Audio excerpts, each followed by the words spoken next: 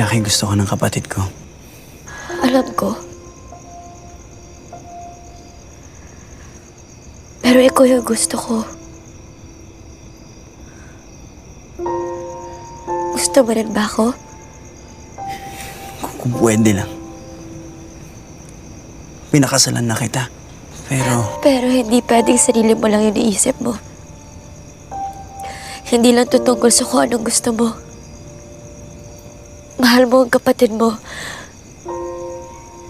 Choice eh. Tinaas mo ko eh. Ang taas. Ang hirap maiwan sa ere. Ang hirap. Kapatid yung kalaban ko eh. Huwag mo na ulit gawin yun ah.